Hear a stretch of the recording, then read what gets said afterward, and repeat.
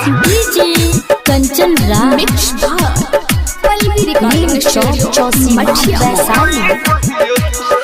जकरा खातिर छोड़ले कहियो ओहो देहि छोड़, जकरा खातिर छोड़ले कहियो ओहो देहि छोड़। हाँ जकरा खातिर छोड़ले कहियो ओहो देहि छोड़, जकरा खातिर छोड़ले कहियो ओहो देहि छोड़। हमरे नियन दिलवा रोई कहियो तोर, हमरे नियन दिलवा रोई कहियो तोर। जकरा खातिर छोड़ले कहियो ओहो देहि छोड़, हमरे नियन दिलवा रोई कहियो तोर, हमरे नियन दिलवा रोई कहियो तोर। हमरे नियन दिलवा, हमरे नियन दिलवा। Music director DJ Kanchan Raj Hajipur Vaishali. हमरे नियन दिलवा रोई कहियो तोर। डीजे कंचन राज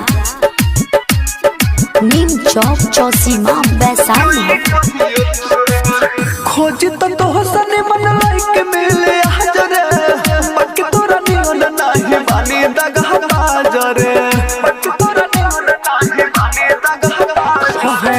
खोज तो हसने मन लाइक मिले हजरे, बाकी तोरा नियन नाही बानी दगा बाजरे। जो हबे एक दिन तेहु गिरी अखिया से लो, हमरे नियन दिलवा रोई कहियो तोर, हमरे नियन दिलवा रोई कहियो तोर। मिक्स पल्लवी रिकॉर्डिंग स्टूडियो मठिया।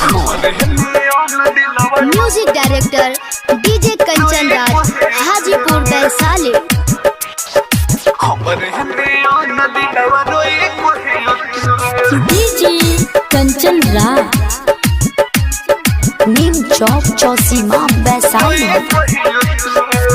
गुड्डू हो रिल के ते गइले गरीब रे, छोड़ले मर जित के जान के गरीब रे, छोड़ले मर जित के जान के गरीब रे। गुड्डू हो रिल के ते गइले गरीब रे, छोड़ले मर जित के जान के गरीब रे।